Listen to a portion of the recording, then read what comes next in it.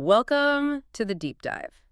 When you think of a company like Ford, it's so easy to just picture the icons, right? The Mustang, the Model T. Exactly, the famous photographs.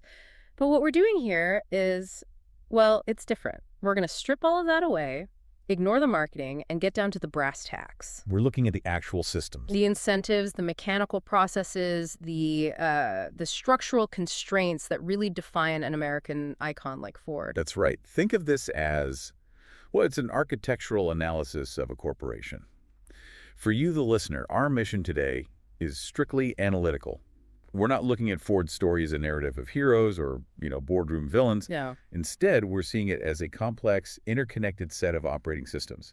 Systems that dictated outcomes and constrained choices, really, no matter who is at the helm. And we have a fantastic stack of material to work with today. It spans everything from the birth of mass production in the early 20th century right up to the really radical labor restructuring that redefined compensation in late 2023. It's a huge arc. It is. Our deep dive is focused on three massive systemic categories.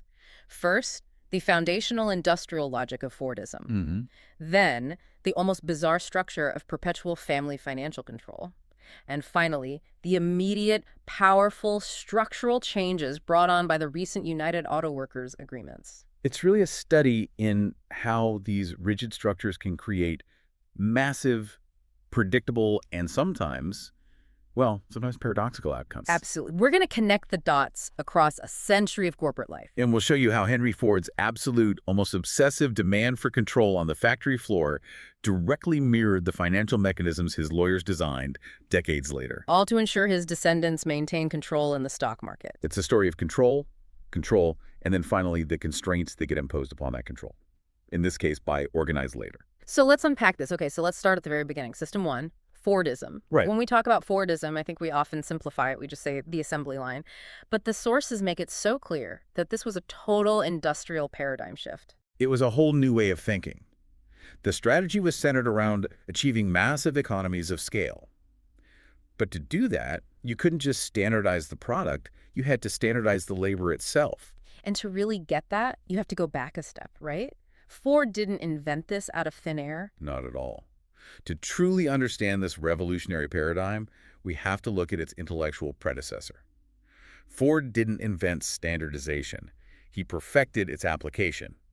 We have to start with Taylorism. Frederick Winslow Taylor. Exactly. He formalized what he called scientific management. And this was an obsessive approach, completely focused on eliminating waste by precisely measuring and standardizing every single motion a worker made. So if Fordism is the industrial system, Taylorism is the philosophy, the methodology that made it all possible. That's a great way to put it. It's the software that runs on the hardware of the assembly line. So how specific was Taylor's technique? Are we talking about general guidelines? Oh, incredibly specific. Taylor emphasized the use of time motion studies.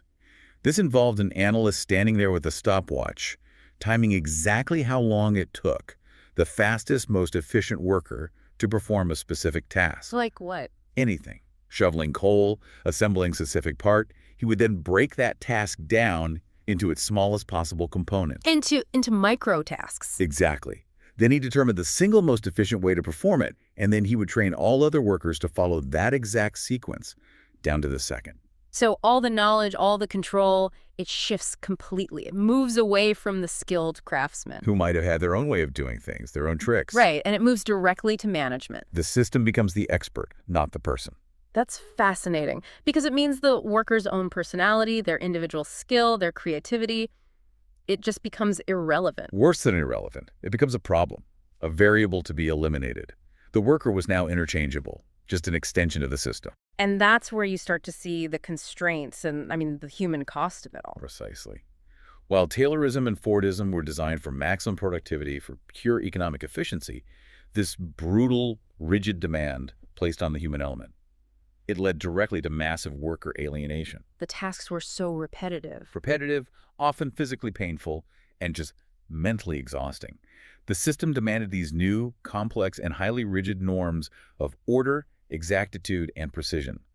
You can't have a system that relies on every station functioning perfectly every minute of every day if the workers are inconsistent or undisciplined. So the new industrial world, it literally needed a new kind of human being to function. It did. Disciplined, regulated, capable of withstanding this incredible psychological and physical toll? They needed to manufacture predictability right on the factory floor. Precisely.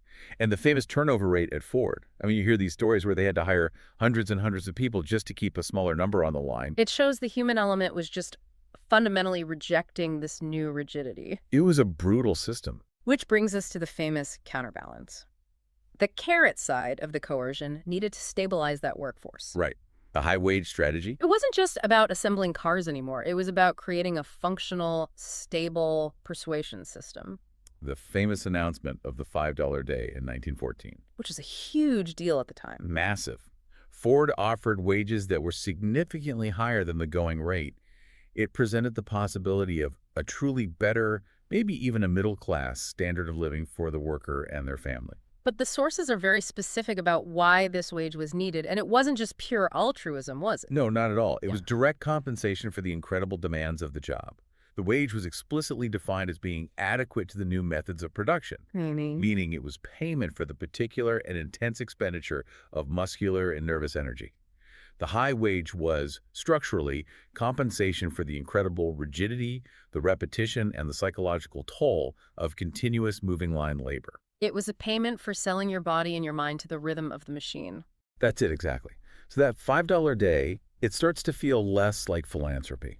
And more like a necessary stabilizing mechanism for a fundamentally exhausting and maybe even dehumanizing system. Absolutely. The system required absolute devotion, and Ford understood that he had to mitigate the chaos introduced by the human element. If earlier industrial transitions used brute coercion like the threat of starvation, Ford was using economic reward as a sophisticated mechanism of cultural coercion. And this is where we get to the really notorious part of the story. The Ford Sociological Department. This part really highlights the extent of the systemic control Ford wanted to purchase with that $5. He wasn't just paying you for 8 hours of your time at the factory. He was trying to buy compliance, not just on the job, but in your private life. The promise of that high wage was leveraged to enforce cultural compliance. The goal, as the sources articulate it, was specifically to Americanize the peasants. A pretty blunt way of putting it. It was. The Ford Sociological Department used a massive force of inspectors who would just prowl through workers' neighborhoods, acting as, well, as corporate spies and social workers all rolled into one. They weren't there to ensure safety. They were there to enforce conformity. And the list of things they checked for is... It's just astonishingly invasive for a private company. They probed into the most intimate areas of their workers' lives. Think about the level of surveillance here. To even qualify for that $5 day, these inspectors would demand access to your home. They could just walk in. They could. And they were checking on specific behaviors and conditions. They checked the cleanliness of the house. They looked for evidence of drinking problems. But then there's the money. Yes. They checked if workers were sending money back to their home country, to the old country. And remarkably, that was explicitly deemed not to be done. Why? Why would Ford care about that? Because Ford wanted that money reinvested in the American economy. He wanted it buying American goods. Potentially, he wanted it buying a Ford car. It was about creating a closed-loop consumer system. Incredible. What else? They checked if workers were legitimately married.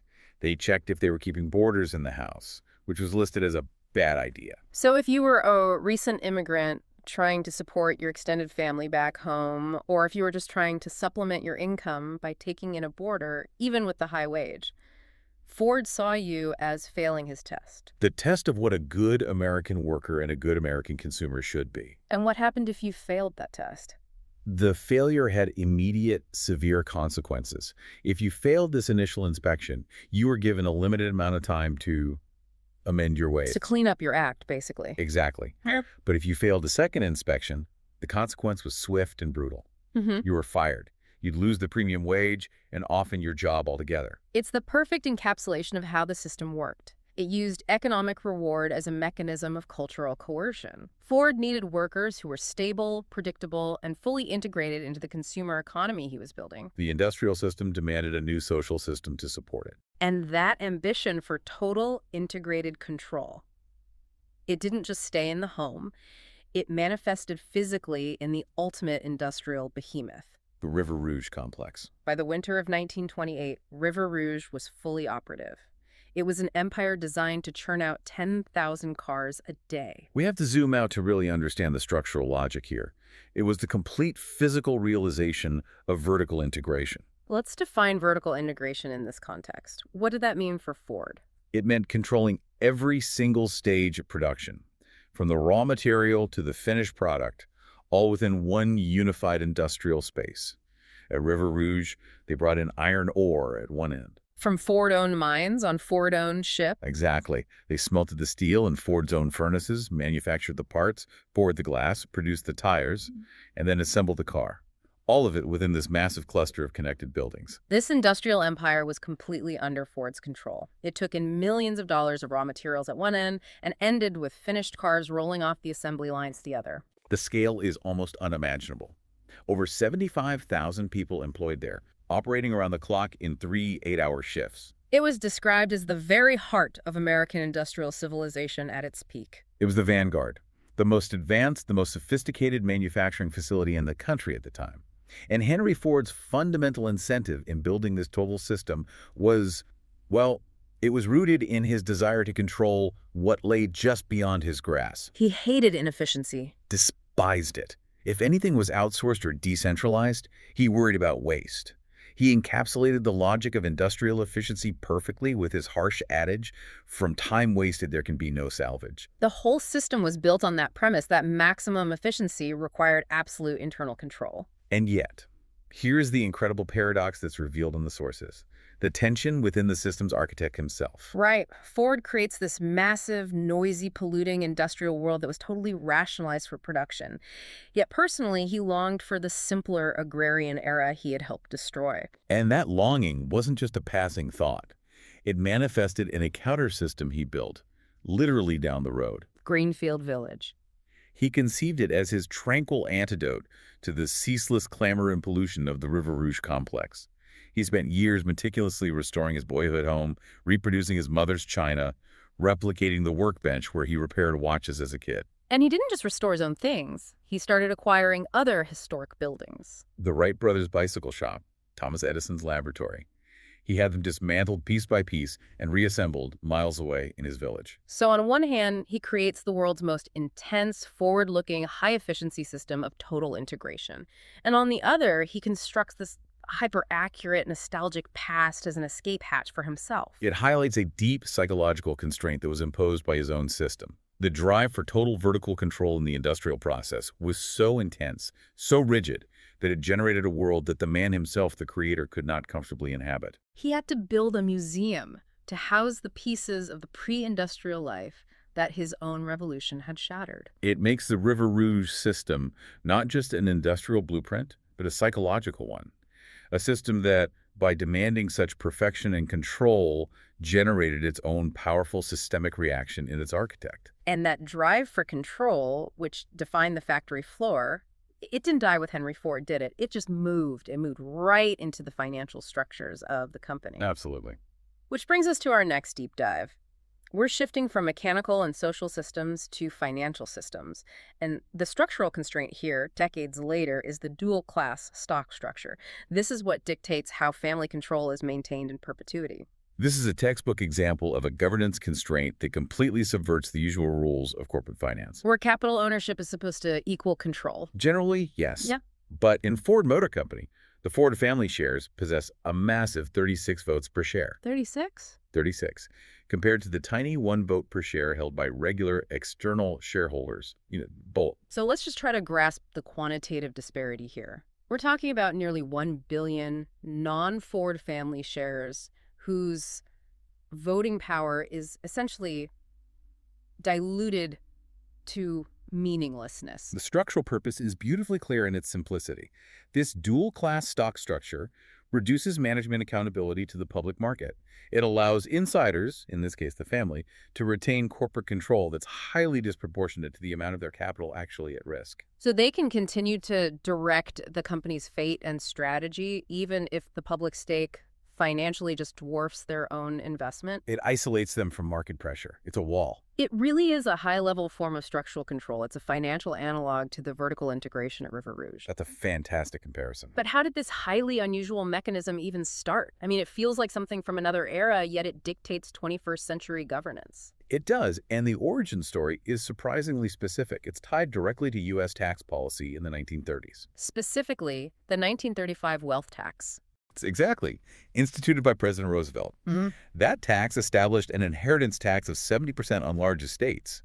Henry Ford was 72 years old at the time, and he realized that if he died, his estate would lose 2/3 of its value to the government. Which would have made it utterly impossible for him to pass the company to his son, Edsel, or his grandchildren without losing a controlling interest in the motor company itself. The government would have potentially become the majority owner. So what did he do? His lawyers devised a highly effective strategy to protect control, setting up the Ford Foundation. The crucial mechanism here was that gifts made to a foundation were tax-deductible. So by transferring the vast majority of the shares into this new charitable foundation, he achieved two things at once. Correct. First, the strategy successfully saved Ford $321 million in inheritance taxes. A huge sum. And, more importantly, it preserved family control of Ford Motors by putting Edsel, and later his descendants, in charge of the company while the foundation managed the capital. But this created a massive systemic paradox of its own, didn't it? He fought the government, he fought the system, but his solution ended up creating a whole new bureaucratic structure. Absolutely. The maneuver preserved family control of the motor company, the industrial mechanism.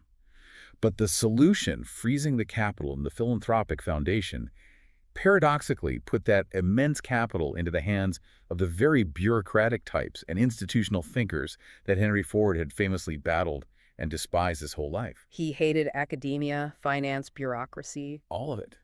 Yet his lasting financial structure had to embrace a massive charitable institution. And the foundation today, I mean, with assets reported at over $16.8 billion, it's a major entity. It supports public broadcasting. It even helped launch Sesame Street. A vast institutional legacy born out of a tax avoidance strategy that was designed purely to ensure family voting rights. It's the ultimate irony of control. He kept the company controlled by empowering the very institutional forces he detested. And this structure, once it was established, it has proven incredibly resilient against any kind of resistance from the outside. Incredibly. What evidence do we have of outside shareholders pushing back against this system? Because at some point, the people putting in the money must realize they have no effective vote. The resistance is consistent and very clear. Since 2011, there has been an annual proposal put forward by independent shareholders. And what does it ask for? It requests that the board take steps to ensure all outstanding stock has an equal one vote per share, a simple one-for-one system. And what's the outcome of that vote? Every single year since 2011, this proposal has consistently received over 51% of the independent vote. So the non-family shareholders, the vast majority of capital. That's right. The majority of public investors are actively saying they want the system changed to be equitable. Yet management does nothing. Yeah, that confirms the sheer structural inertia of the dual-class system. Despite consistent majority support from regular shareholders for equal voting rights, the management has done, in their own words, absolutely nothing to address this serious governance issue. So the financial mechanism is working exactly as Henry Ford's lawyers designed it. Perfectly. It's insulating internal control from external market pressure. The system is functioning as intended. And you can see that investor dissatisfaction showing up in other areas too, which the super voting system allows the family to functionally ignore. That's a key constraint of the system. In 2021, for instance, there was a non-binding vote on management pay. This is a way for investors to signal their approval or disapproval of executive compensation. And how did that go? It was rejected by a massive $494 million against votes. Furthermore, several family directors, including William Clay Ford Jr., Henry Ford III, and Alexandra Ford English, they each received more than 198 million negative votes in their re-election bids. That is a huge level of investor discontent. Yet because of the 36-to-1 structure, that discontent is effectively meaningless in forcing a change in leadership or governance. It demonstrates a very high level of dissatisfaction that the current voting structure is designed to absorb without requiring any substantive change to leadership or core strategy. The system preserves control above all else. So we've looked at the intense production system of the early 20th century and the resilient financial system that locks in control. Let's jump immediately into a third fundamental shift, the labor economics defined by the 2023 United Auto Workers Agreement. A huge change. This contract, achieved after significant industrial action, represents a fundamental structural change in the relationship between Ford and its skilled and production labor force. This was a historic round of negotiations. It was driven by a key reform platform from the UAW leadership. Their slogan was, "No concessions, no corruption, no tiers." And their core demands focused on dismantling that tiered wage system, right? Absolutely. That system had been implemented since the Great Recession of 2008-2009. And they also wanted to restore benefits that protected workers from economic volatility, most notably the cost of living allowance, or COLA.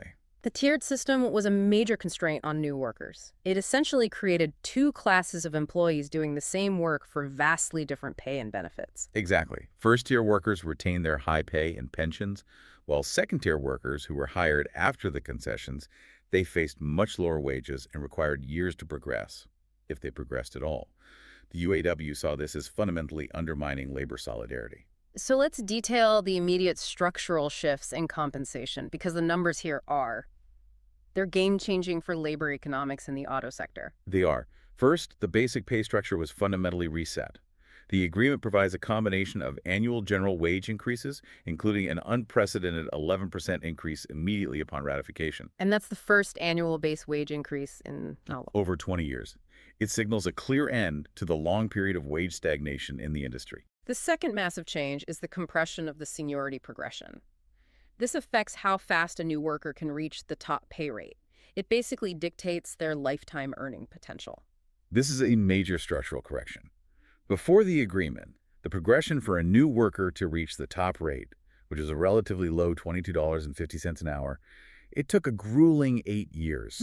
8 years to get to the top. The new agreement slashes that progression time to just 3 years. And the new top rate is significantly higher at $35.58 an hour. So you're reducing that climb by 5 years and hiking the maximum pay rate by over $13 an hour. That change alone is a huge systemic win for the workforce. It represents a massive 38 to 46% increase in progression steps. It just reduces the systemic vulnerability of new workers. Yeah. If you look at the entire life cycle of the contract, the average top wage for a production worker is projected to rise over 33%. What about temporary workers? I mean, that group is often seen as the most exploited and precarious under the old tiered system. The contract includes a radical overhaul for temps. It essentially eliminates that structural precarity. For temporary employees with 3 months of continuous service, the total compounded wage increase over the contract's life cycle is a staggering 145%. 145%. Yes. Their starting rate moves from $16.67 an hour up to a new high of $40.82 an hour. It's nearly triple their former wage. That's an unprecedented redistribution of compensation. And critically, these temps also become eligible for supplemental unemployment benefits, or SUB pay, after just 3 months of continuous service. So if Ford lays them off, they receive supplemental pay to ensure they retain a higher portion of their income. Exactly. It dramatically shifts the economic reality for the most precarious members of the workforce. It gives them a stability and dignity that they just didn't have before. And finally, the reinstatement of the cost of living allowance, COLA, that's a structural protection workers gave up during the Great Recession, and getting it back changes the long-term risk equation. COLA reinstatement provides essential long-term security against future inflation. It ensures that workers' purchasing power is protected by tying their wages directly to increases in the consumer price index. So it restores a vital structural element that had been absent since the concessions made back in 2008 and 2009. It effectively removes the risk of wage depreciation from the workers and places it back on the company. That's a major systemic constraint on corporate flexibility during periods of economic instability. And beyond just wages and pay structure, the UAW went as systemic constraints on management power that directly impact job security and quality of life. This shifts the power dynamics outside of the payroll calculation. Absolutely. The most critical protection one, in terms of systemic constraints on management, is a moratorium on plant closings. A moratorium. Yes, coupled with the explicit right to strike over such closures. That is huge, especially when you consider the massive shift currently underway in the industry toward electric vehicle production, which requires different facilities and workforce configurations. It's a major structural constraint on corporate flexibility. It essentially makes it much harder for Ford to rationalize its production footprint, to sell or shutter facilities without explicit union approval, or else face an immediate, massive work stoppage. So it guarantees labor a seat at the table during the EV transition. It does. And what about quality of life improvements? The contract moved beyond just compensation. Yes, there were significant quality of life improvements written into the structure. Juneteenth was added as a paid holiday, bringing the total number of paid days off during the contract to 83. And there were changes to vacation time. Yes, language was added mandating a maximum of only 1 week for a forced vacation shutdown period. That allows members to retain a whole week of discretion over their personal time. There's also a specific protection for skilled trades, right? Correct. Journey persons who are highly skilled maintenance workers can no longer be forced into production roles. It ensures their specialized skills are respected and utilized appropriately. And looking forward, there was an investment in future-proofing the workforce's skills against advanced manufacturing technologies. This seems to address the coming transition head-on.